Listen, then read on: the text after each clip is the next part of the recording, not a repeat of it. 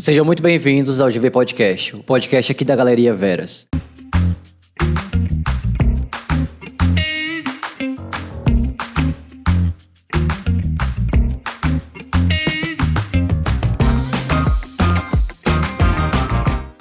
Antes de começar o episódio, eu quero apresentar para vocês o que é a Galeria Veras. A Galeria Veras é um local de inovação. Então, você que deseja ter seu treinamento, workshop ou ministrar um curso, aqui é o lugar perfeito para sua marca. Temos uma sala de reuniões para você ter uma reunião junto da sua corporação, uma sala de treinamento e salas para profissionais da área da saúde e outras áreas. E também você que tem desejo de ter seu podcast, aqui é o lugar perfeito para você.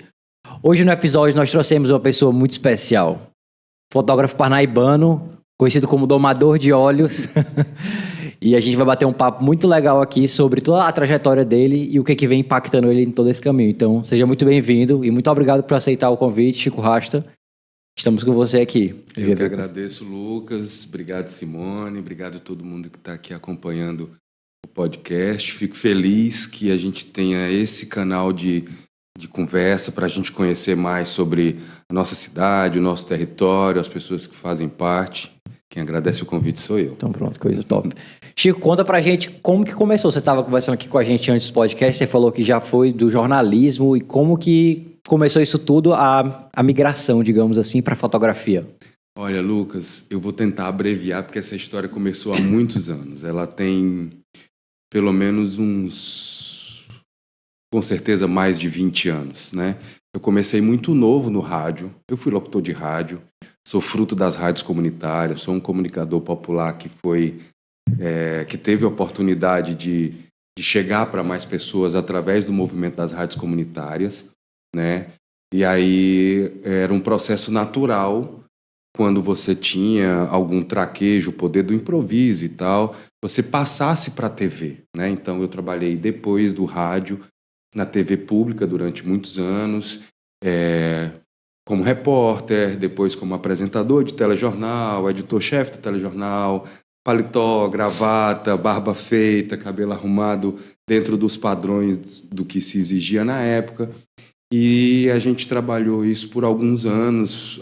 Eu cheguei a sair de Parnaíba, fui para Teresina, mas o jornalismo, né, ele sempre tendenciou para essa questão do factual, para essa coisa das notícias ali que impactam, e eu peguei muito esse processo desde o começo, porque você imagina que antes em Parnaíba um acidente de bicicleta era notícia, depois não era mais, depois era bicicleta e moto, depois isso não era mais notícia, moto e moto, depois só desastre era notícia, tipo um caminhão, não sei o que. Então a gente pegou muito esse processo da cidade de Parnaíba e da região, e eu avaliava isso como muito ruim. Eu disse, acho que a gente está adoecendo, né, todo mundo junto e tudo, e mesmo tendo essa obrigação do factual, a gente sempre trabalhou na imprensa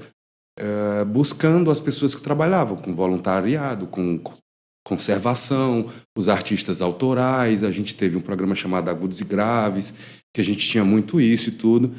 E isso serviu para que eu conhecesse um outro lado da cidade que estava longe dessa história da violência ou da cobertura política ou do desastre propriamente dito. Eu cheguei a cobrir o rompimento da barragem Algodões, em Cocal, que foi um divisor de águas, né? A gente está falando ali, acho que 2008, 2009, se não me falha a memória. E eu sempre fiquei naquela sensação de que estava começando a ficar demais essa busca pela coisa ruim, cada vez mais ruim, etc., porque era o que as pessoas passavam a se atentar. E aí eu tive a oportunidade de ser convidado para escrever o primeiro projeto Tartarugas do Delta para concorrer a um edital da Petrobras.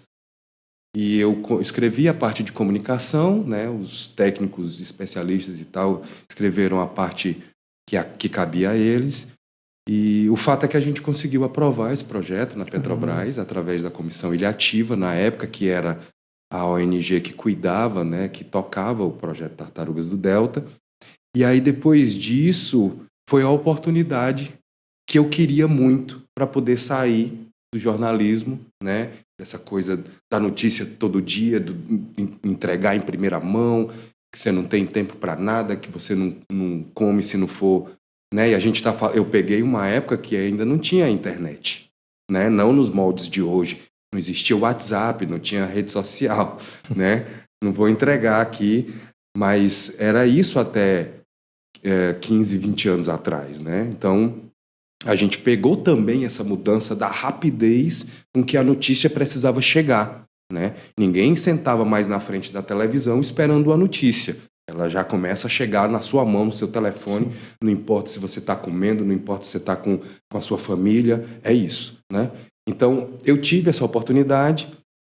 Depois disso, através da Comissão Ilhativa, que é uma ONG que atua no território APA Delta do Parnaíba, e Piauí e trechinho do Maranhão e também no Ceará, a gente conseguiu iniciar um novo projeto chamado Pesca Solidária, um projeto também patrocinado pela Petrobras, em que a gente começou a trabalhar a conservação também a partir dos seres humanos, porque não adianta, a gente não pode falar de conservação de natureza, de bicho, de paisagem, sem a gente observar as pessoas do território. Porque são essas pessoas que, na realidade, antes desses assuntos estarem ou no hype, ou na academia, ou vindo com essa base que, às vezes, a academia acha que é super detentora do conhecimento e vem ensinar algo de novo para quem está no território. Pelo contrário. Pelo contrário.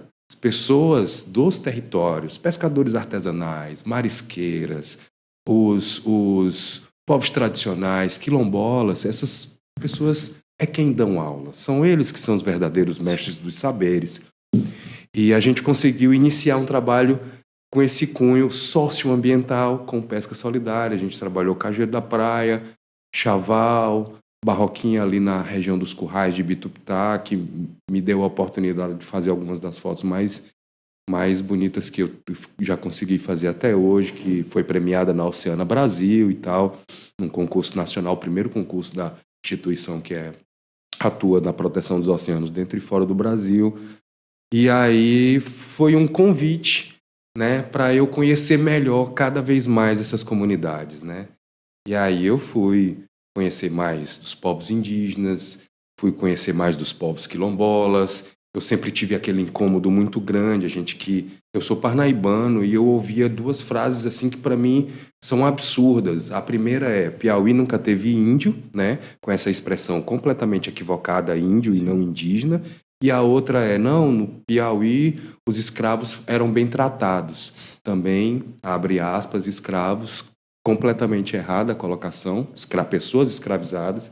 Então essas duas frases que eu ouvi muito, elas me causaram muito incômodo e talvez elas tenham sido um trampolim para eu buscar a história da boca dessas pessoas, né? Que não é bem assim. A história tradicional, ela está sempre na mão do dominante, de quem tem o saber, e ele conta do jeito que quer, né? Se o leão soubesse escrever, naturalmente não seria o caçador aquele grande vencedor de todas as vezes. A gente sabe disso, né? Quem tem o microfone, quem tem a caneta, quem tem o poder para comprar quem tem a caneta e o microfone, vai contar a história do jeito que quer. Sim. Né? E ele, naturalmente, se é uma elite vaidosa, egoísta, vai sempre puxar para sua sardinha. Né? E quando a gente começa a conhecer melhor essas coisas, a gente vê que não é bem por aí. Então, esse processo todo, Lucas, me faz chegar até aqui, porque começou lá no jornalismo, tem o lance da fotografia que foi chegando com essa parte do trabalho socioambiental, a ave fauna, os pássaros que eu comecei a conhecer na época, fotografar, descobri que tinha um site chamado Wikiaves, que é meio que como uma rede social de pessoas que fotografam aves no Brasil inteiro. Vim descobrir que o Brasil tem para milhares de espécies de ave, é uma coisa assim, de um bioma riquíssimo, um dos mais ricos do planeta. Comecei a ver que o Piauí quase não tinha coisa registrada nesse site, A gente começou a fazer alguns registros, conhecer outros passarinheiros que estavam aqui antes de mim, e isso tudo começou a me levar para esses lugares, né? Quando você começa a entender que o bicho, o local preservado, ele está assim porque ele tem uma comunidade que cuida daquilo, que tem uma relação natural com aqueles ambientes e tal. E aí o audiovisual, né? Eu volto para pegar aquela expertise da televisão, com câmera, com tudo, as máquinas fotográficas começaram a filmar, né? Houve uma evolução tecnológica nesse sentido, e eu começo a voltar a fazer coisas para o audiovisual. Fiz propaganda, né? Um pouco de marketing, trabalho com alguns políticos, e isso tudo foi me dando condição de começar a ir para onde eu gostaria, né? Que é justamente isso que a gente tem feito hoje.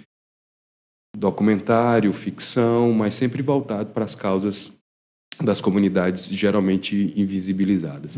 E estamos aqui hoje, é isso. Enquanto você estava falando, eu só fiquei pensando que quando você trabalhava no jornalismo, né, posso estar errado, mas você via muita morte, violência, sim, e aí você, nesse meio, foi se encontrando em buscar a vida. É isso. Os pássaros, a natureza, o povo que preserva aquela área em questão. Teve um divisor de águas, assim, sabe? Eu lembro bem. Eu cobri algumas tragédias da cidade. Né? Não só eu, como outros colegas da época. A gente cobriu umas coisas horrorosas aqui. Eu não vou rememorar aqui. Mas teve um aperto de botão assim que me deu um clique. Eu lembro que era uma segunda-feira e a gente vinha de um feriado prolongado.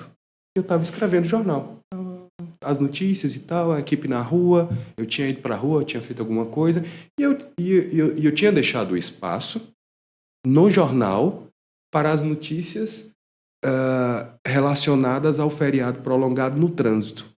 Porque é comum você passar um radar nos hospitais, na Polícia Rodoviária Federal, nas delegacias e tal, para saber como é que foi a movimentação do final de semana.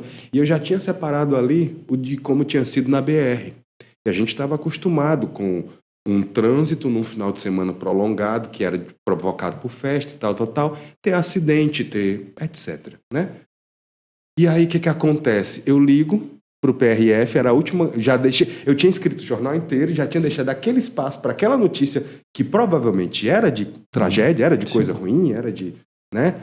E aí o PRF, opa, tudo bem, tal, não sei o que, tô ligando aqui para pegar as ocorrências do feriadão e tal, não sei o que. Aí ele me disse exatamente com essas palavras, abre aspas, graças a Deus, esse feriadão foi tranquilo, não tivemos ocorrências. E a minha resposta automática e sem pensar foi: caramba, eu não acredito. E ele disse: não, rapaz, comemore. Ele disse do outro lado: não, rapaz, comemore, isso é coisa boa. E eu disse: o senhor tem razão, realmente isso é coisa boa. Então, naquele momento, eu entendi que eu estava, né, ficando podre também por dentro, porque eu fiquei triste com a notícia boa. Puxando um fluxo de, meu Deus, eu queria que tivesse algo. Não é nem que eu queria, né? Mas a própria intenção, a necessidade da notícia de impacto. Sim. A necessidade da notícia de impacto faz você perder o filtro da humanidade. Sim. E a gente se perde no meio disso. Né? Aquela história do eu tenho a notícia primeiro, eu tenho mais notícia, eu tenho a notícia mais bombástica, faz você perder o filtro da humanidade. E quando você perde o filtro da humanidade, você é capaz de qualquer coisa por aquilo. Sim. E no final das contas, isso tem a ver com a vaidade.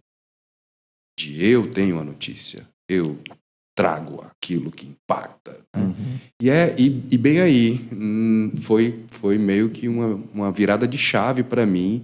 E eu disse, olha, eu não quero mais fazer isso não. E aí eu comecei a trabalhar a minha cabeça para imaginar, eu não vou fazer mais isso, eu vou fazer o quê? Porque eu preciso comer, né? Preciso viver, Já era pai nessa época, né? Meu filho está hoje com 19 anos, então... Mas surgiu aquela sementinha que foi plantada lá atrás, as pessoas do voluntariado, com os artistas e tal, surgiu a oportunidade de abrir, né, novas janelas, uma nova possibilidade para eu conseguir sair da redação convencional e tentar esse novo palco, talvez, né? Mas de uma forma mais tranquila, com menos holofote, mais atrás das câmeras, ouvindo mais, falando menos. Eu acho que esse é o grande aprendizado, né? É ouvir, é ser janela e não achar que é a luz do sol. É bem isso. E buscar algo mais humano, né? De você estar de fato encontrando aquilo que te conectava e que te trazia um bem-estar, porque eu imagino que deve ser bem mais tranquilo estar fotografando esse tipo de coisa. Mas teve uma coisa que me chamou a atenção quando você estava falando, ali bem no início que você estava falando do detentor do conhecimento, né? Que na realidade é o povo originário daquela região. E como a gente buscar se conectar com isso, a gente não está se conectando com o povo originário, a gente está se conectando com a nossa história também. Exatamente. Porque todos nós surgimos de descendência indígena. Exatamente, é isso. A gente levou um tempo, viu, Lucas, para eu conseguir me desintoxicar, né? Afinal, eu já fazia aquilo ali há, sei lá, 15 anos, né? E levou um tempo para eu entender que agora eu tinha que entender o tempo da natureza. Não era o meu tempo, não era o imediatismo, né? Eu não estava mais naquela de chegar primeiro, eu tinha que agora esperar, né, o tempo da natureza para poder fazer o que eu estava me propondo a fazer de novo. E é bem isso que você fala, né? Eu consigo não só viver melhor no sentido de saúde mental, né, pelas coisas que a gente faz hoje, mas eu consigo entender também que isso me melhorou muito nas minhas atitudes. Hoje eu não tenho mais a necessidade da resposta imediata. Hoje eu não tenho mais a necessidade do embate. Hoje eu não tenho mais essa necessidade de me autoafirmar por uma série de fragilidades, que no final das contas é por isso que a gente tenta se afirmar o tempo inteiro, né? São fragilidades e tal. Então eu não tenho mais essa necessidade. Não precisa. Se eu tenho algum interesse, talvez um pouco maior, sim, vamos conversar, vamos dialogar, vamos debater, vamos trocar, né? Mas isso não é mais uma necessidade primária, digamos assim, uma necessidade fisiológica, né?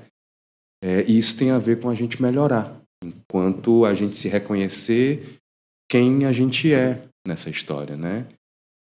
Eu sou um homem de raça negra, da cor parda, eu tenho uma influência indígena enorme, né? E isso eu fui atrás do meu DNA para poder confirmar isso, inclusive cientificamente.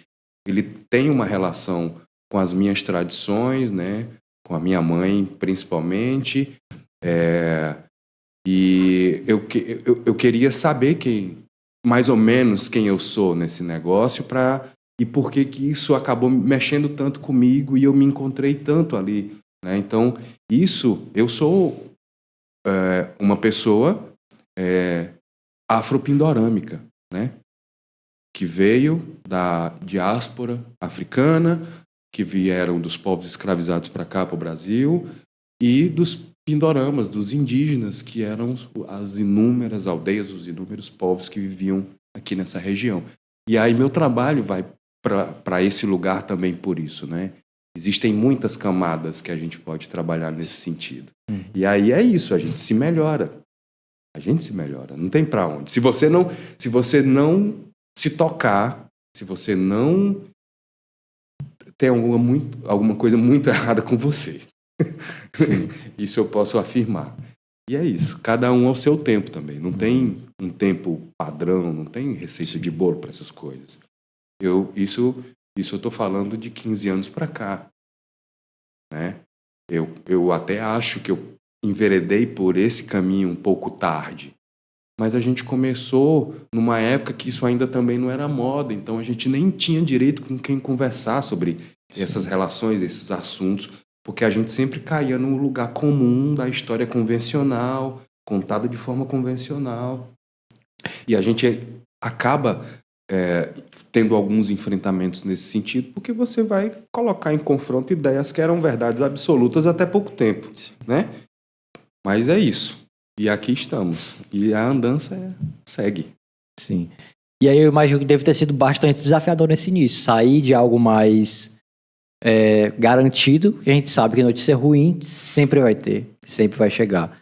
Para ir para algo mais desafiador, não só no aspecto de como captar aquilo, mas do desafio para conseguir falar com uma pessoa específica, do desafio de conseguir se manter no meio nesse meio, porque a gente precisa sobreviver também. Eu até acho que eu saí na hora certa, porque eu acho que houve uma precarização, como todos os setores, de um modo geral, que tem, né, essa mola propulsora do capitalismo e essa velocidade absurda que é motivada pelo combustível da tecnologia, né, do consumo rápido. O jornalismo ele também precarizou bastante, né? Antigamente você tinha uma equipe que tinha um motorista que às vezes fazia a vez de iluminador, mas você tinha um repórter, você tinha... eu estou falando dos anos 2000 para cá, tá? Para trás era muito mais gente. Sim. Mas você tinha um cinegrafista e essa geralmente era uma equipe de reportagem. Hoje é uma única pessoa que coloca o celular no tripé, coloca uma luz em cima dela e ele faz às vezes de todo mundo. Isso é precarização. Sim. Por conta da notícia imediata, né? Então eu olho hoje para os meus colegas da época, né, e admiro eles de certa forma pela resistência de se manterem, porque tem muito dessa coisa da vocação, né, de gostar, de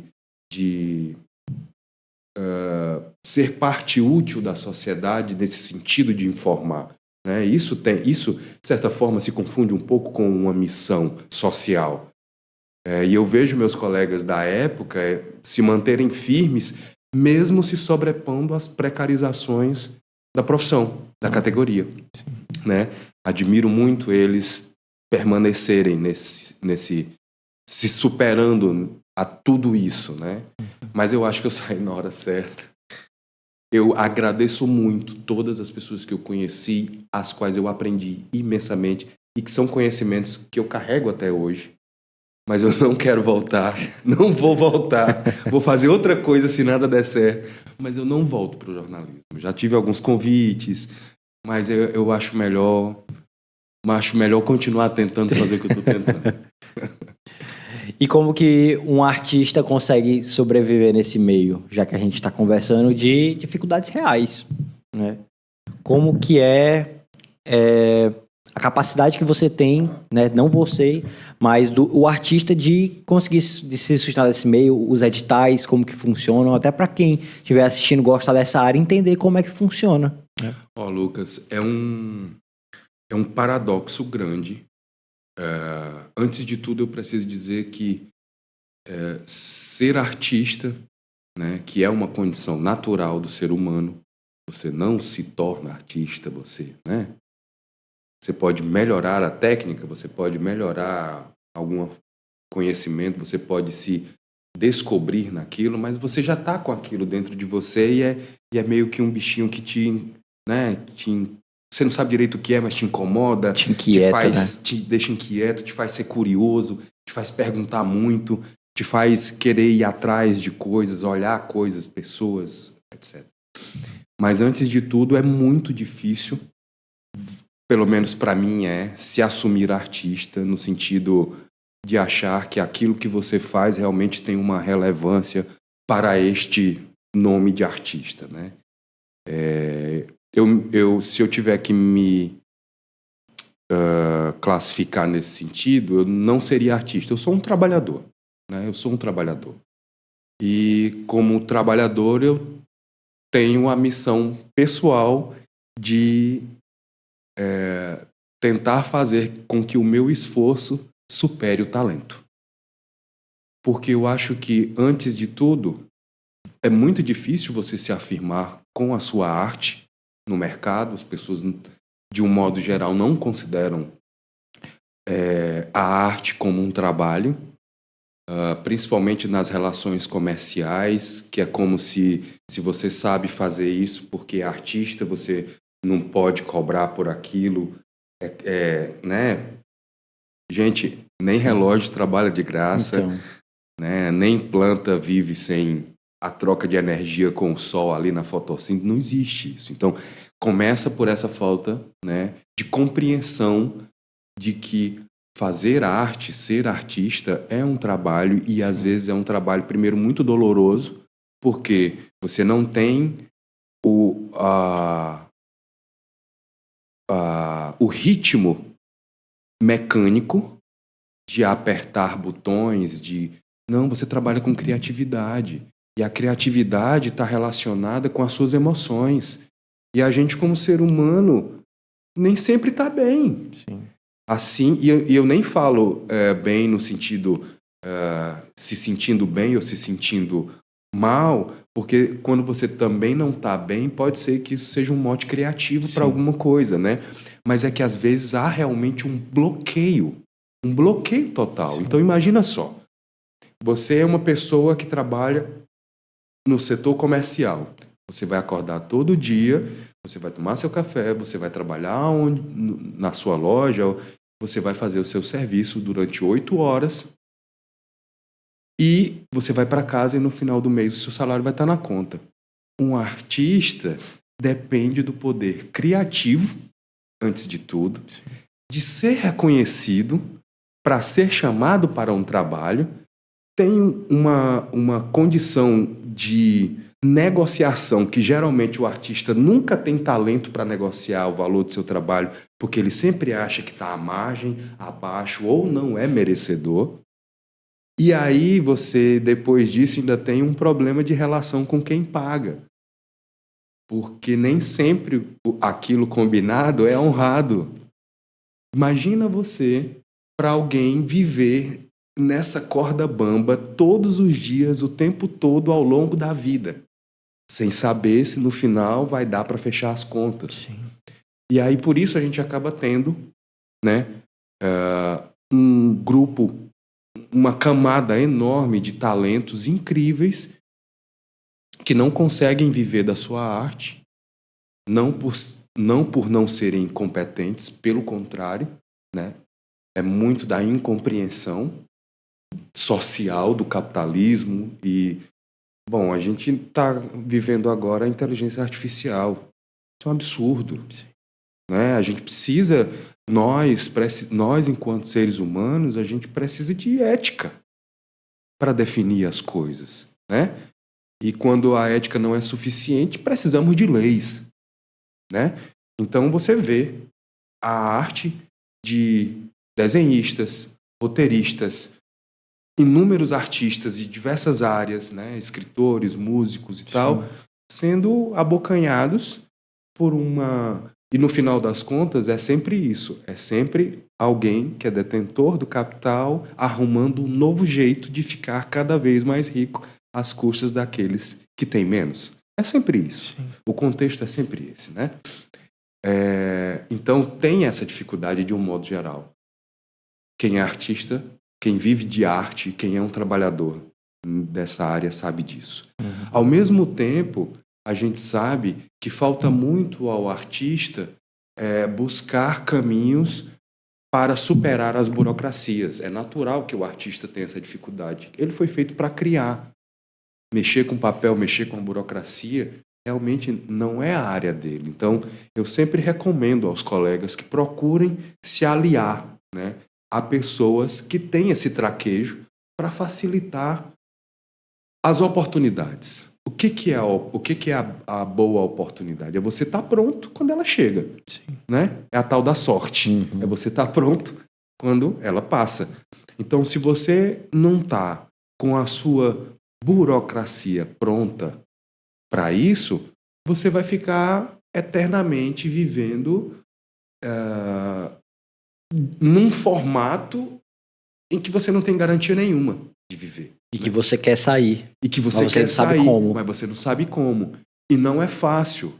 Para mim, que lido com isso, né, a gente tem ganhado alguns editais. A gente já entregou alguns produtos e a gente vem fazendo isso há alguns anos. Esse processo de profissionalização que o mercado exige é muito complicado, é muito difícil de gerir, não é fácil.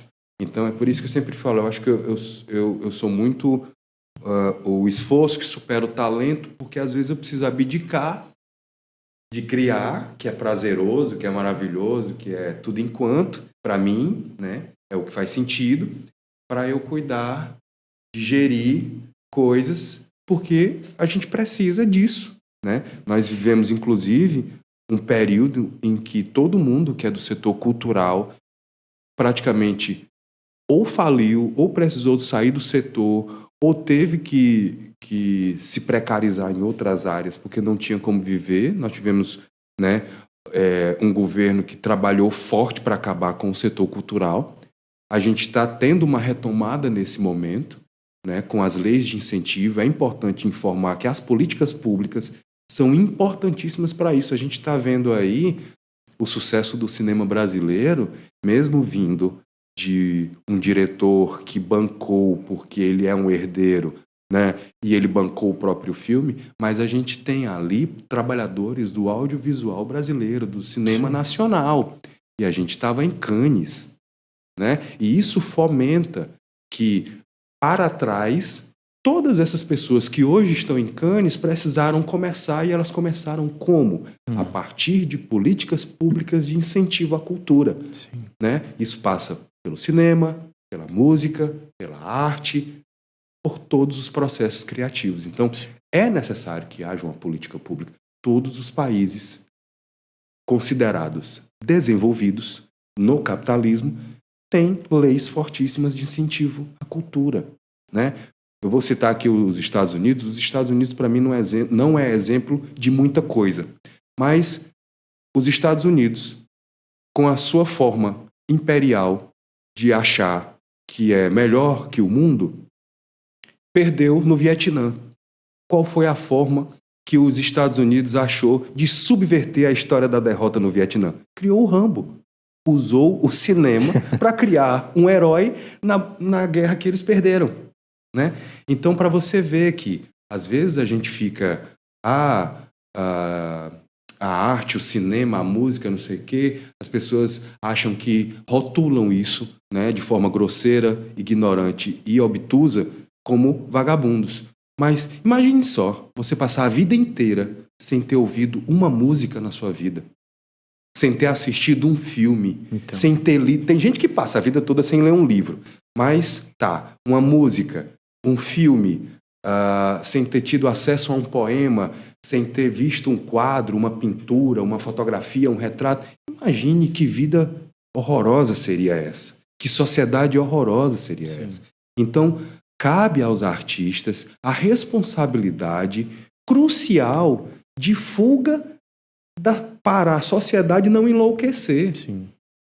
Então, veja que importância tem o artista para a sociedade. Então, esse artista merece ser visto como alguém que, através do lúdico, da sua criatividade, da sua arte, entrega um pouco mais de afeto, acolhida para a loucura que é esse rolo compressor da produção em massa, né, em prol do capital, porque a gente precisa sobreviver, etc, etc e tal, né?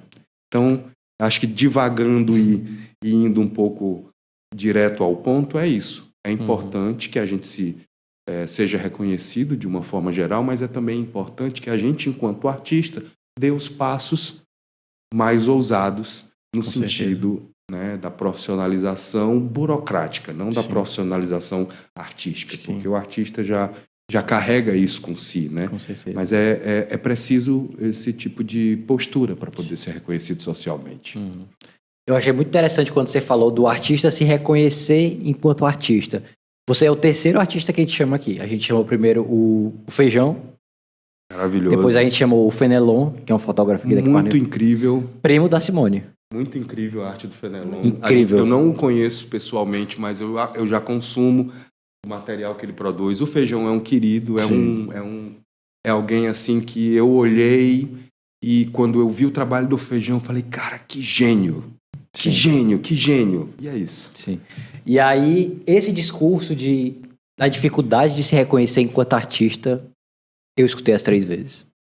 E eu paro e fico pensando, como é até irônico, vocês, artistas, né, sendo não sei se o combustível seria a palavra, mas a fuga que a sociedade consegue para sair daquele caos, né? Então você trabalha o dia todo e tá estressado, vai assistir um filme, uma novela, uma série, escuta uma música, e é graças ao artista que você consegue ter essa fuga.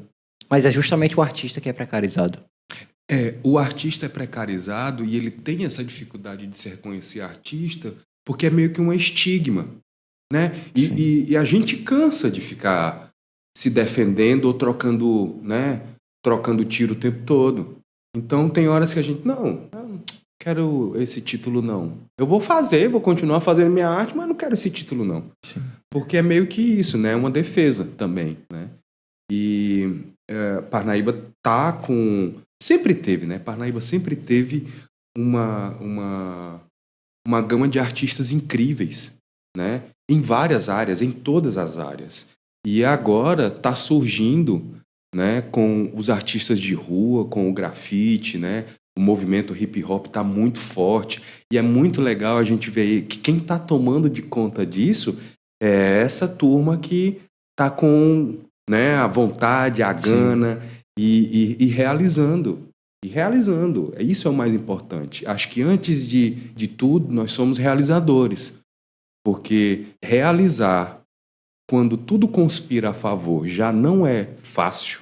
Avalie realizar quando está tudo contra aquilo que você quer fazer. E no final das contas, todo mundo vai achar legal. Uhum. Mas é difícil. Não é fácil. Não é fácil. Não é fácil. Mas ainda bem que a gente está vivendo essa retomada. Eu espero que isso continue. É muito pouco ainda diante do que precisa.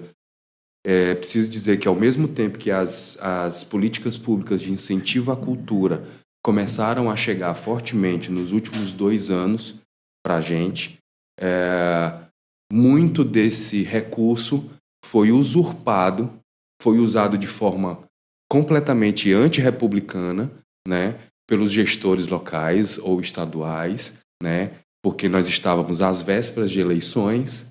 E muito desse recurso que era para ter ido para os artistas acabou indo para pagamentos de shows que serviram para angariar votos, etc. e tal. Então, tudo isso a gente precisa também reafirmar. A gente não é bobo. Eu faço parte da API, que é a Associação das Produtoras Independentes do Brasil. Isso aconteceu no Brasil inteiro.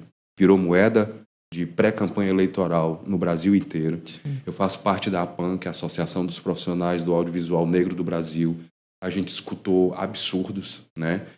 De gente que tinha um frigorífico e botou no seu KENAI o CNPJ para produtora de audiovisual para poder ganhar edital. Então aconteceu isso bastante. Gente que nunca fez um rios na vida ganhou edital para fazer curta, doc, né? Isso são absurdos. A gente sabe que isso aconteceu. Chegou para muitos artistas de verdade, mas pelo menos um número 2 ou 3 vezes maior ficou de fora porque isso foi mal gerido, né? E geralmente, infelizmente, ainda quem gere os recursos públicos voltados para a arte, para a cultura, são pessoas que não têm nenhuma expertise no assunto. Falando sobre documentário, sem entender o que é o processo de um documentário, o tamanho de uma equipe que trabalha num documentário, o que faz cada um. Então a gente sofre muito também, né? Então a gente é meio que um sanduíche que a gente fica sendo, né, por todos os lados, assim. Achei interessante isso. E aí uma coisa que eu fiquei pensando foi o seguinte: como foi sair de todo esse meio e chegar em conseguir produzir obras como essa, né? Aqui, talvez na mesa, não sei se dá pra vocês verem. Coloca aí, Simone, rapidinho na câmera 3. A gente tá cheio de fotos aqui, né? Tem algumas aqui. Tem algumas aqui. Na verdade, aqui é só é uma pequena amostra da última exposição que a gente fez, que foi a exposição Expedição Piauí é um trabalho que a gente começou há mais de 10 anos, quase 15, visitando todas as unidades de conservação do estado do Piauí, fotografando o que era de natureza, né? E a gente reuniu esse acervo, né? E a gente conseguiu apresentar ele em forma de exposição. Foram exposições que estiveram aqui no Sesc Cacheral, né? Que acolheu a gente no espaço, e agora mais recente em Teresina, no Sesc Cajuína, nós tivemos uma edição lá. Foi uma exposição, a gente foi patrocinado pela Equatorial, através do CIEC, do ano de 2024, que a gente venceu, né, realizado pelo governo do estado, que é a política de isenção fiscal, voltado para o setor cultural. E a gente tem aqui um pouco dos postais, né, do Piauí, que eu sempre falo, é pouco dizer que o Piauí é incrível, né? E ao mesmo tempo o Piauí é um estado que precisa se conhecer melhor, porque ele é imenso, ele tem inúmeras camadas, ele é de uma profundidade assim que a gente realmente não faz ideia, né? E essa exposição assim é só um cisco, um nada do que foram esses quase 15 anos, mais de 10 com certeza, que a gente teve pelo menos 3 ou 4 vezes visitando o Piauí aí de norte a sul, de leste a oeste, fazendo essas captações.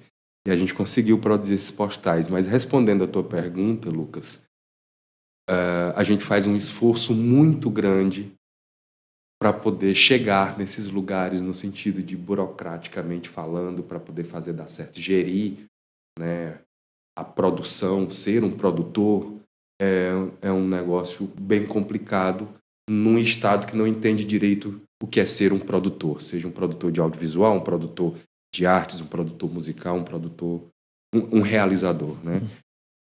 E ser o artista ao mesmo tempo é muito doido, porque às vezes você está num lugar desse, você só queria estar pensando naquilo. Aí você não consegue, porque ficou um para trás mente de coisa para resolver. Sim. Muitos desses lugares são lugares que ainda bem o sinal de telefonia não chega, então a gente tem essa paz, né, momentânea. E eu só posso dizer isso, o Piauí é encantador e eu sou muito honrado de ser janela para todas essas coisas que o nosso estado tem. Uhum. Eu acho que a gente precisa muito empunhar essa autoestima do nosso estado e falar como tal, porque realmente o Piauí é um estado incrível e ele não é um território rico em diversas possibilidades e a gente toma conta muito pouco disso. A gente toma tão pouco conta disso que a gente às vezes só consegue enxergar o bom do nosso estado quando vem alguém de fora e diz: olha como o teu estado é legal. Sim. Ah, é legal mesmo, né? Aí você fica: tu acha? Ainda diz assim: tu acha? Isso é besteira. Não, não é. Não é. Sim. Não é. E aí qual que é... Eu lembro que você começou a ficar muito conhecido pelas obras em relação aos animais. Sim. Né? Na fotografia silvestre, passarinheira, digamos assim. Uhum. Como que é estar ali esperando algo acontecer? Ou esperando o animal vir? Como que funciona? Eu aprendi muito com meus amigos passarinheiros que vieram antes, meus amigos biólogos que são passarinheiros também e que me apresentaram alguns desses lugares e que me ensinaram bastante, né? Eu posso citar Pablo, posso citar o Fábio, o Ciro Albano, o Thierry Pinto, que são nomes assim bastante conhecidos no meio, né? E isso também tem a ver não só com a técnica, mas tem muito a ver com o seu estado de espírito. Porque quando você está na natureza, você não precisa dizer que está bem. Ela sabe. Sim. Ela sabe tudo, né? Então não adianta, você pode fazer tudo certo, você pode estar com a roupa camuflada, a lente tela é super perfeita, a câmera que te entrega aquilo que a tecnologia entrega de melhor, você pode ter saído para o mato na hora certa, antes do sol nascer, você está no bioma certo para ver aquele bicho, você, sei lá, não usou perfume porque o perfume atrapalha, você tem a técnica de tudo e o bicho pode não vir. E ok. Sim. Ou pior, digamos assim, ele pode vir e você não consegue a foto. Que são, é o que a gente chama, é a brincadeira, né, do bate e assopra, digamos assim. E você tem que encarar isso como um aprendizado. Porque no final das contas é isso, é a natureza dizendo que você não domina nada. Você faz parte dela e você nem é a coisa mais importante dela. Você, no máximo, ser humano hoje, se a gente for para uma linha de interpretação, digamos assim, bem cartesiana, se existe um demônio na natureza, esse demônio hoje é o ser humano. É ele que está destruindo tudo. Sim. Pelo seu desrespeito, por achar que, né? Mas é isso. E essas lições a gente aprende lá. Você só aprende lá. Não tem como. Não tem um livro que vai te ensinar isso. Não tem um vídeo do YouTube que vai te dizer isso. Ninguém te falando vai conseguir te dizer isso. Sim. Você tem que estar lá. Você tem que estar lá, você tem que entender inúmeras coisas, né? Mas antes de tudo, a gente tem uma preocupação muito grande social de falar, de ser ouvido, às vezes, quando você não tem recurso, não tem argumento, você grita. Na natureza, a fala é a última coisa que importa. Se você puder entrar e sair sem emitir um som vocal, você talvez aprendeu a lição. Porque, antes de tudo, você tem que saber os outros sentidos que acabam, na sociedade que a gente vive, né, sendo esquecidos. Ouvir, cheirar e a própria sensação da pele. Né? Então, esses recursos tecnológicos ancestrais dentro desses lugares é que realmente importa. Falar é a última coisa que você faz. Sim. Né? É a última coisa que você faz. Então, essas lições a gente aprende na natureza quando a gente está nesses lugares. O Piauí é um local tão incrível que você tem serra, você tem caatinga, você tem cerrado, você tem cocais, você tem mar, você tem um delta, você tem um berço do homem americano, você tem cachoeiras incríveis, você tem a maior artéria fluvial genuinamente nordestina, que é o Rio Parnaíba, né? Você tem paraíso de araras, sabe?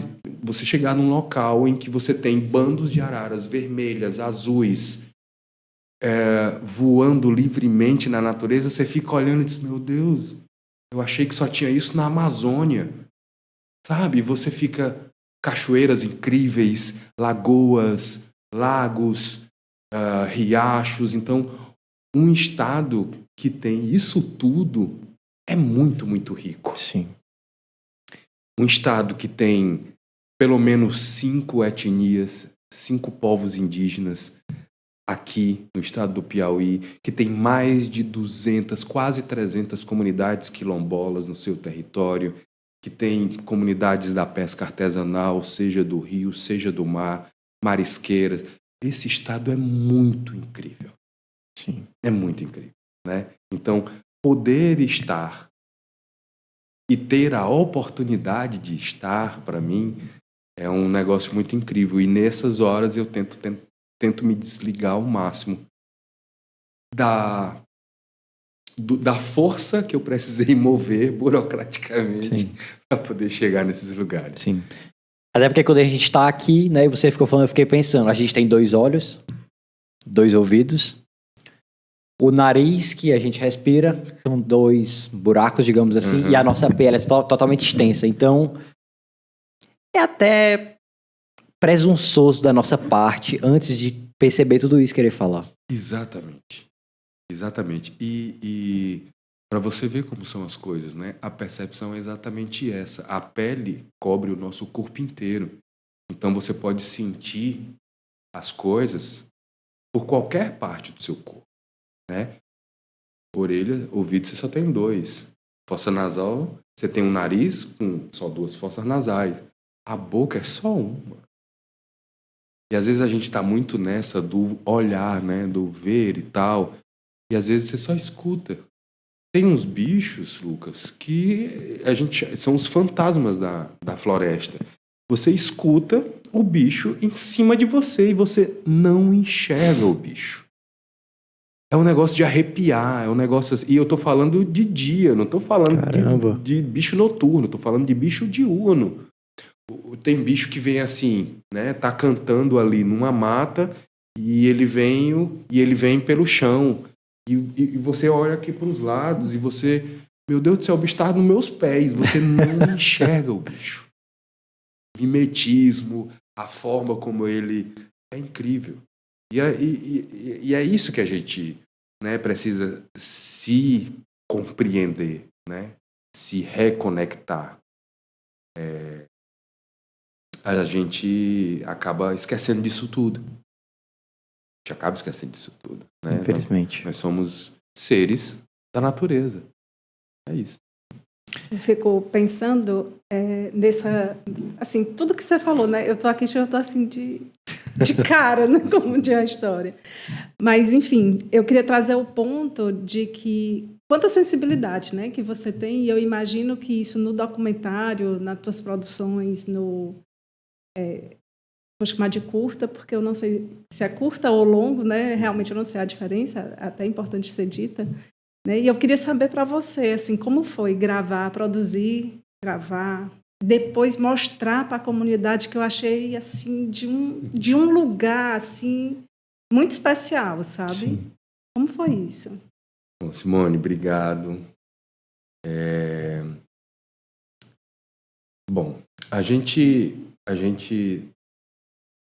tenta acertar. Nem sempre a gente consegue, né? Até porque a gente às vezes não foi ensinado a fazer do jeito certo. Às vezes a gente só reproduz o jeito que todo mundo fez até determinado momento, né? Então, assim,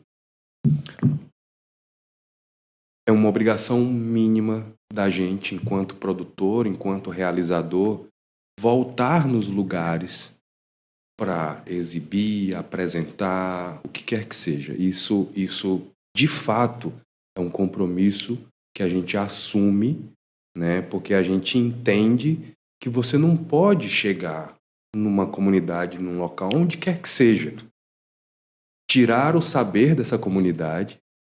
Não é porque eu sou, abre aspas, um cineasta que eu chego numa comunidade e a comunidade vai ter que ficar grata a mim porque eu vou botar eles na televisão. Não faz diferença nenhuma para a vida dessas pessoas. É muita presunção da parte de quem quer que seja achar que vai mudar a vida de uma comunidade tradicional porque chegou com isso aqui. Pelo contrário, é a gente que sai modificado, melhorado, e a gente que está levando para fora o saber que aprendemos lá dentro. Então é o mínimo da educação e da gratidão. Voltar nesses lugares, continuar e fazer a manutenção da relação com essas pessoas. Porque isso eu falo sempre quando eu estou conversando com público, com plateia também da academia, né? Os pesquisadores, os cientistas, as pessoas vão fazer seus mestrados, suas pesquisas de doutorado, pós-doc, TCC, não importa, vão para uma comunidade, recebem todo o saber dessa comunidade e sequer voltam para um muito obrigado. Sim. Né? E o pior, não socializam, não compartilham o conhecimento com a comunidade fora do Lattes. Isso é ridículo. É pequeno, é mesquinho e é pobre. É o mínimo que você pode fazer enquanto produtor de qualquer área, seja do conhecimento, da pesquisa, do audiovisual, da fotografia, da música. Você vai num lugar desse, você tem um compromisso muito maior com esse lugar. Né? Então a gente sim volta nos lugares e não só isso, a manutenção da relação. de saber o nome das pessoas, de conversar, de procurar saber dessas pessoas para além daquele trabalho, né, de ter uma relação minimamente respeitosa, mas de preferência de amizade mesmo, né? Com o Mimbó foi assim, tanto é que a gente fez o Doc Futura, mas eu já tinha uma relação com o Mimbó de antes do Doc Futura, eu não fui para lá para isso, Sim. né? Foi por conhecer o Mimbó de antes que a gente escreveu o Doc Futura, na verdade, né? E já perdi as quantidades de vezes que eu voltei lá porque eu estava passando, ou porque eu fui para ir lá, ou eu procurar saber de como estão as coisas, né? A gente inclusive está voltando agora para o Mimbó. Final do mês a gente vai gravar um longa-metragem chamado Genipapo, O Grito dos Esquecidos, que é um desdobramento da série de 10 episódios ficcional que a gente gravou em 2021 ou 2022, que é uma série ficcional que fala dos fatos políticos e sociais relacionados à Batalha do Genipapo, né?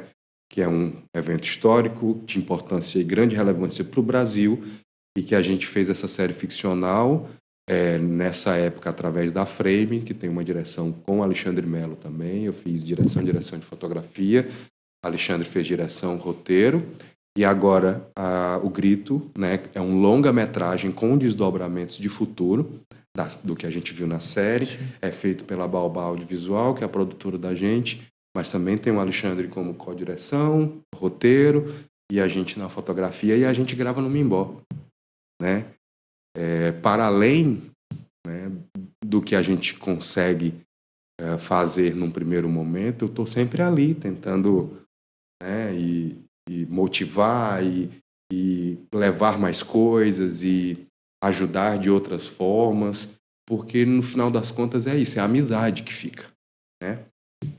Parnaíba Indígena, a gente teve o prazer de conseguir realizar agora, foi a última produção que a gente lançou, né, em dezembro do ano passado. Fizemos o lançamento dentro das universidades, dentro das instituições públicas, educacionais.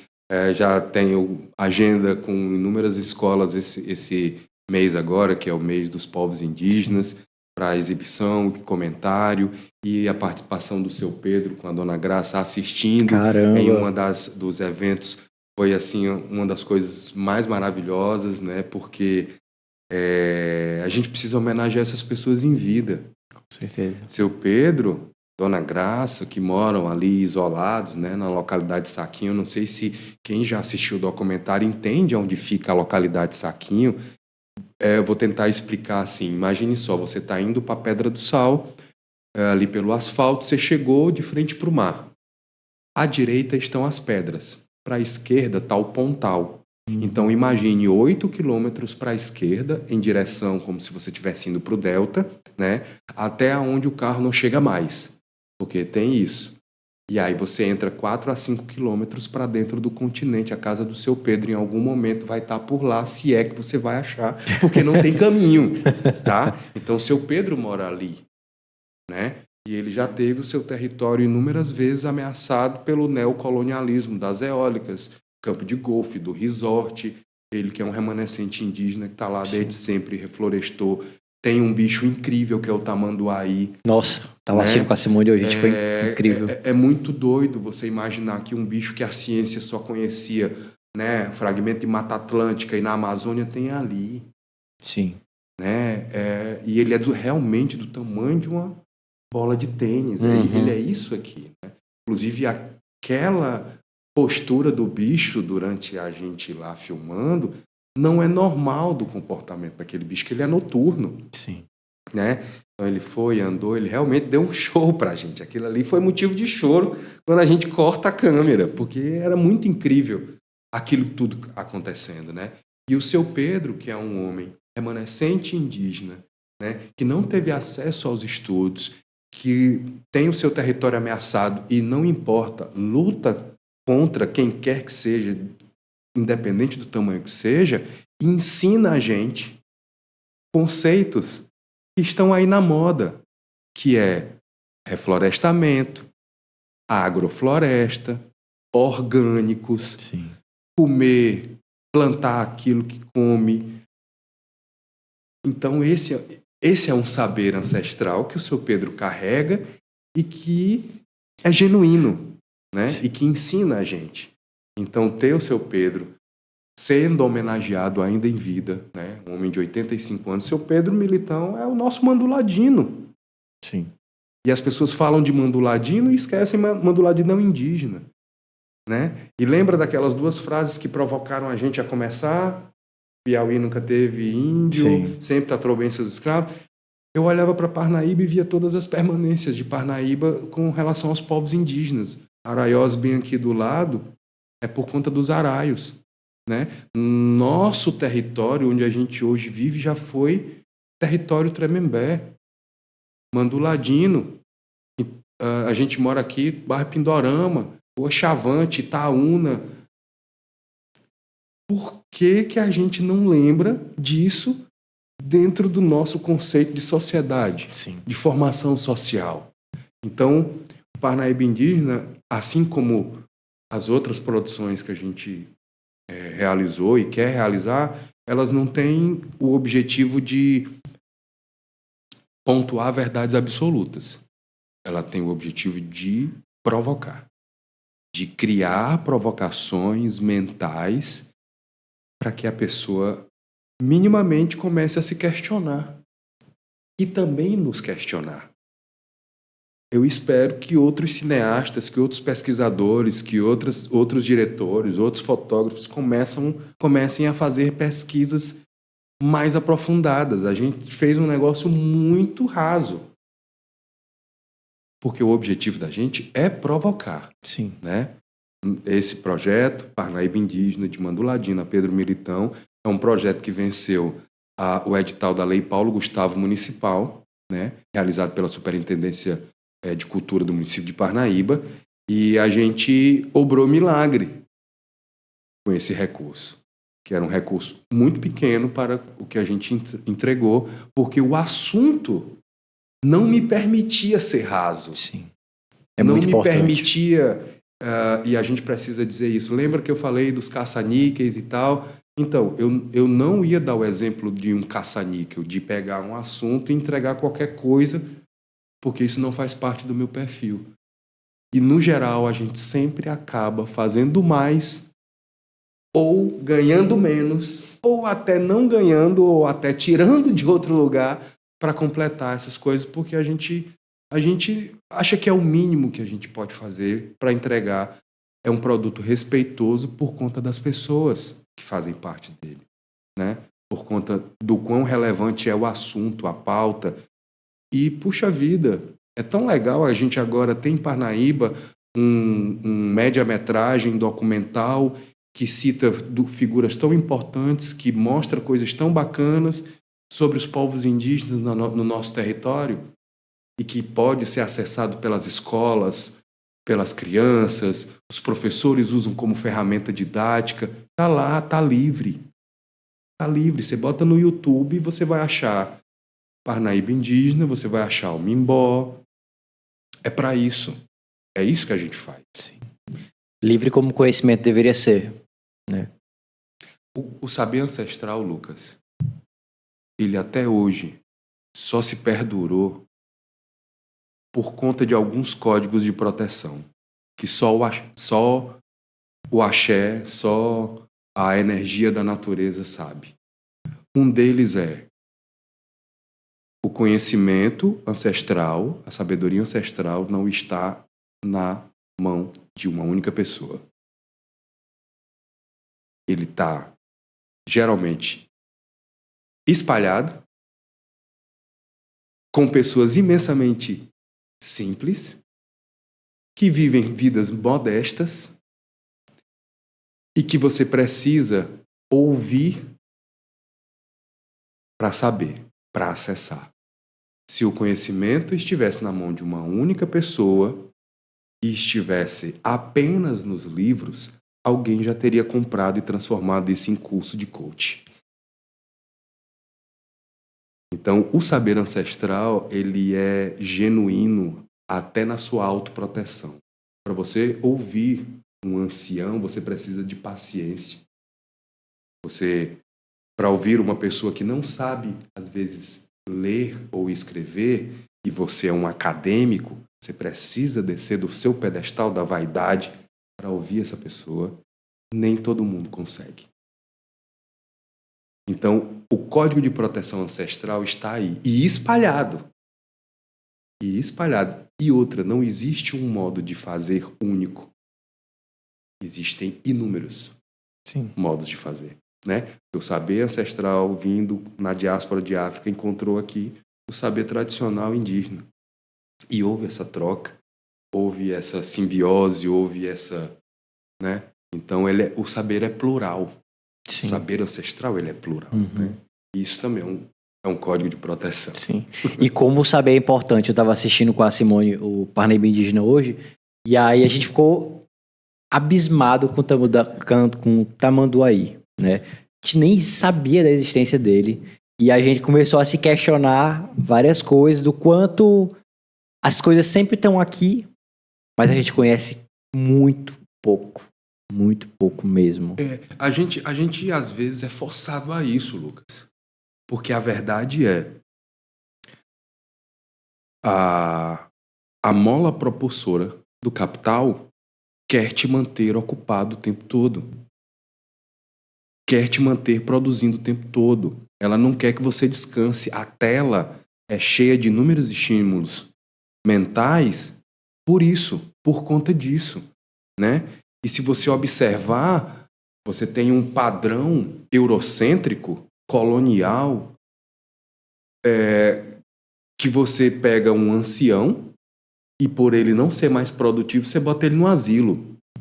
Você pega uma criança, por ela ainda não ser produtiva, e bota numa creche, para deixar a faixa produtiva livre para produzir mais dinheiro para quem tem mais dinheiro.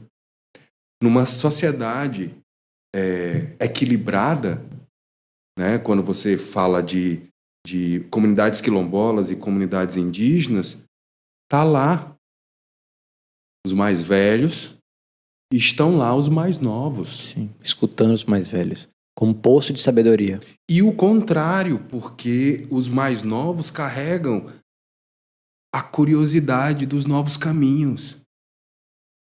Eu sempre digo que quando você é mais velho e você escuta os mais novos, você se destaca entre os mais velhos. Quando você é mais novo e escuta os mais velhos, você se destaca entre os mais novos. Isso é cultura. Isso é cultura. Sim. Isso é saber ancestral, né?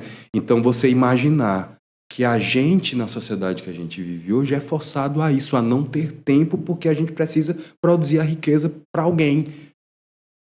E a gente acha que está produzindo para a gente mesmo. E não é. E não é. Sim. A gente só está tentando sobreviver. Se a gente parar de trabalhar, sei lá, 5 meses, 6 meses, olha lá. A gente...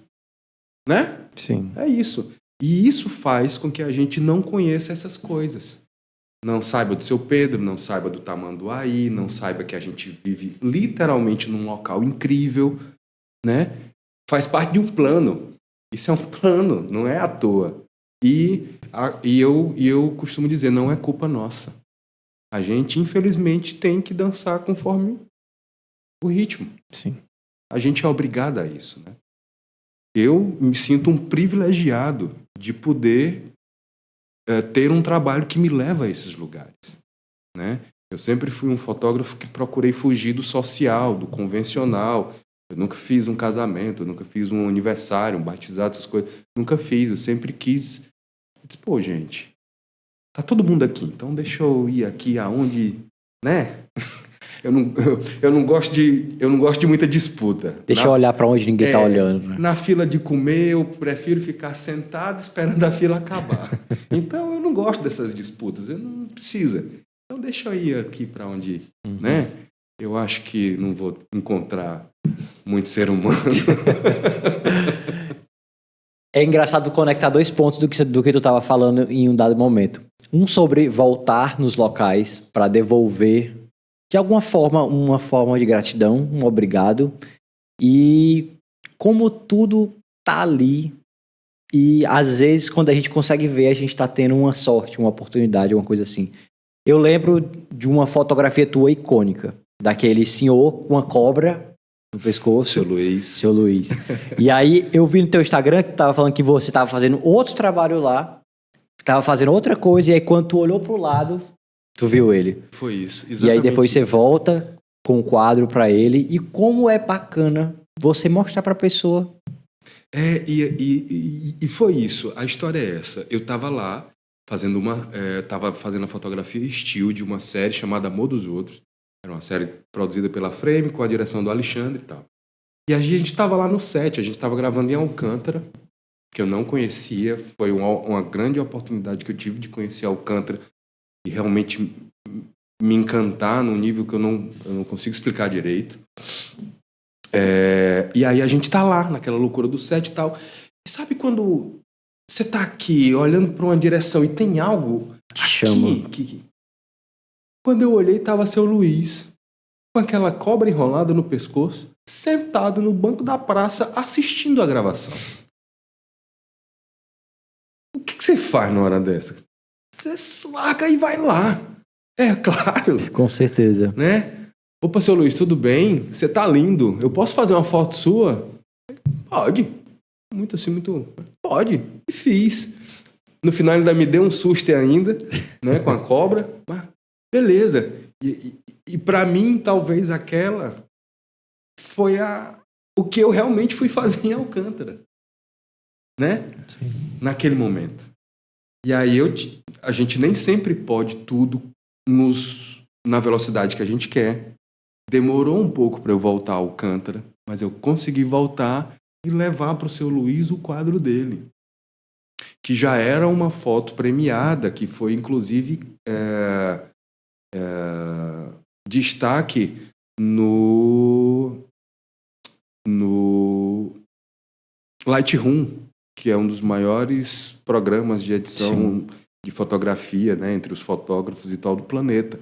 A foto do seu Luiz foi destaque no Lightroom. Caramba! E agora, mais recentemente, em dezembro do ano passado, a fotografia do seu Luiz, junto com a da dona Luísa, marisqueira de Ilha Grande, né, e com a foto do Charles, que é um bailarino parnaibano, que fez a performance Mamãe Oxum. Eu vi. Essas 3 fotografias compuseram a série fotográfica Territórios Afropindorâmicas, que foi premiada nacionalmente no concurso de fotografia da Fundação Palmares. Caramba! Né? Então, assim, isso tudo é de uma foto inesperada, feita em 2019, em maio de 2019. Né? E aí voltar, reencontrar seu Luiz, entregar para ele a foto dele e ver a reação dele com a foto. Ele saiu mostrando pra todo mundo, eu vi. Foi incrível aquilo, sabe? Foi incrível ele entrando na casa das pessoas e dizendo, ei. Né? Então, não tem nada que pague isso, né? A gente ganhou algumas premiações, normalmente sempre todas as premiações eu divido com as pessoas, tanto as pessoas da equipe ou com quem são os fotografados, é o mínimo, né? Porque tem gente que acha que faz a foto e é dono da imagem da pessoa, porque a pessoa não tem informação, acesso, não vai saber nunca que ganhou, né? Então, assim, tem muita gente fazendo errado também no caminho, sabe? Sim. E a gente tem que combater essas coisas. A gente tem que, se puder, não só não fazer, mas combater, ser anti esse tipo de postura, né? Bom, para mim, a reação dele em ver a foto, se sentir orgulhoso, o Museu de Alcântara pediu essa foto para fazer parte do acervo do museu, né?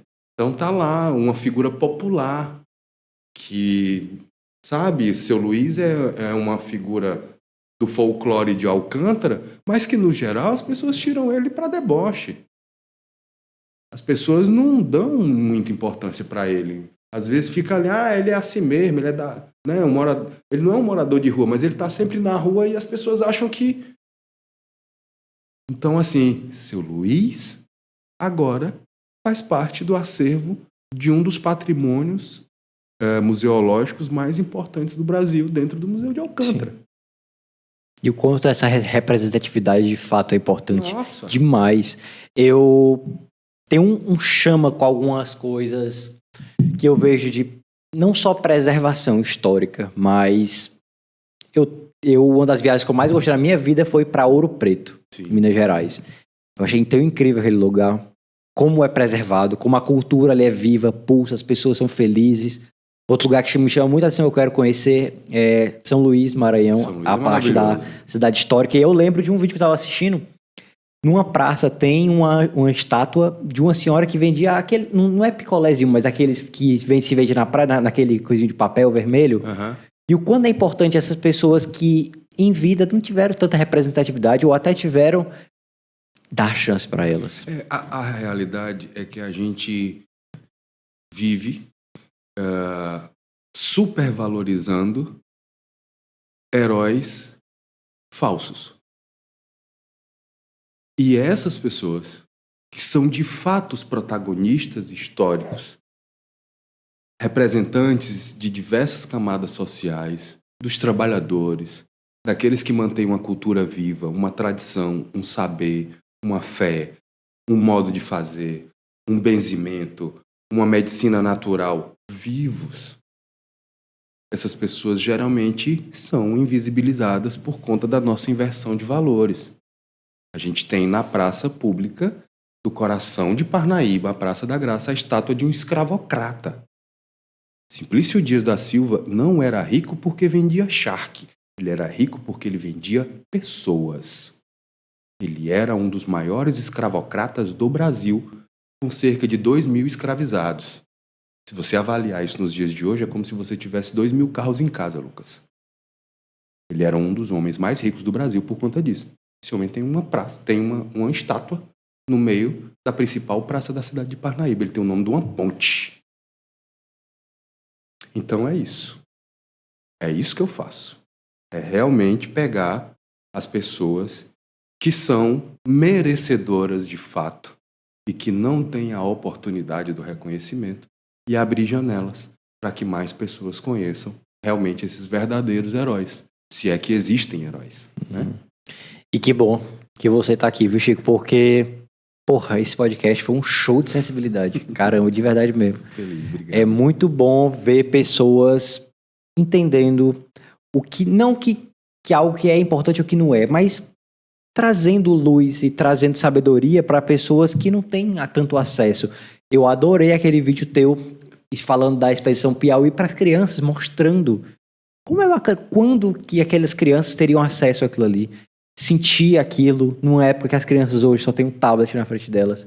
E o quanto essa vivência faz diferença. Eu acredito muito no poder das crianças, Lucas. Na verdade, se eu tiver que direcionar o meu trabalho, é para as crianças. Porque eu acho que ali ainda tem jeito.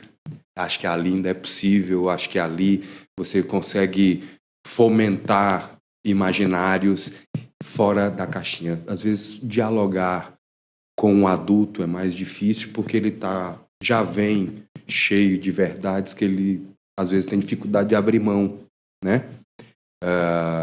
Mas é isso. O meu trabalho, sempre que possível, será direcionado para as crianças. Eu sempre vou fazer questão de conversar com as crianças, seja na sala de aula, seja visitando uma exposição da gente, seja exibindo um filme, porque eu acho que é ali, é a educação, nesse sentido de abrir mesmo possibilidades, né? De sair daquela coisa convencional que só pode aquilo e pronto, e mostrar outras possibilidades. É com as crianças, onde a possibilidade é real é ali com as crianças. Sim, com certeza. E é incrível dar para elas essa percepção. E o quanto é bom a gente estar conhecendo o que cerca a gente. O que deu vida a gente. Né? Exatamente. Isso é incrível. A gente gosta de finalizar o podcast com uma pergunta muito clássica. E a gente fala dos últimos 5 anos, mas eu vou estender um pouco mais. O que tu diria pro Chico de 20 anos atrás, 15 anos atrás, que estava no jornalismo? Larga esse microfone. Tu tá com medo de não... É porque é isso. Eu trabalho desde os 15 anos de idade, né? Eu sempre busquei cavar minhas oportunidades. Eu não venho de família tradicional. Meu pai, que já é falecido, era motorista de ônibus. Minha mãe, né, que está viva, graças a Deus, é auxiliar de enfermagem. Então eu não venho de família tradicional. Sou um homem preto. E sempre tive medo de não me sustentar, de não sustentar minha palavra, de não sustentar minha vida, né? Eu nunca dependi de ninguém nesse sentido financeiro. E esse era o grande medo, largar aquilo que estava relativamente tudo indo certo e que tinha uma possibilidade de crescimento e que me garantia algum status e conforto financeiro, né? Nada demais, mas era bom na época. E isso me causava medo. Mas eu acho que não há como não cair se você está tentando voar pela primeira vez. Então, deu tudo certo. O voo tem sido incrível. Naturalmente, não é um voo calmo, nem é para ser, porque se ficar calmo demais está errado, né? Agradeço imensamente, assim, minha mãe, que ainda está viva e que fez tudo o que podia pela minha educação. Meu pai, que partiu na época do Covid, mas que deixou ensinamentos assim incríveis de honestidade, né? Inegociáveis. Meu filho, que é um filho incrível, minha companheira Gelma, que foi a pessoa que mais me incentivou à liberdade criativa. Eu consigo ter tranquilidade para criar, porque eu tenho uma companheira incrível que me permite esse conforto. Então não tem essa de... geralmente vai ter sempre uma mulher muito maior, né, do que um cara que está ali na frente na vitrine. Então agradeço muito a ela, porque ela foi a primeira pessoa que olhou e disse: nossa, tu consegue umas coisas legais fotografando mesmo com um telefone, né? Eu disse: mais ou menos. Então, o primeiro presente que ela me deu foi uma máquina fotográfica, quando a gente começou 15 anos atrás, né? Então, essas coisas contam muito, falam muito sobre quem é o Chico que está aqui nesse momento, nesse podcast, que para mim é motivo de a caminhada está dando certo, né? Não é o final, mas é sinal de que as coisas estão indo por onde deveriam. Então, para esse cara lá atrás, que estava no jornalismo, achando que a vida era aquilo, você não sabe de nada, meu colega. Você ainda vai ver muito. É isso. Chico, eu não te conheci dessa época, mas hoje eu imagino que tu deva estar muito mais vivo. Eu vejo uma vida pulsando contigo. Então, tipo assim...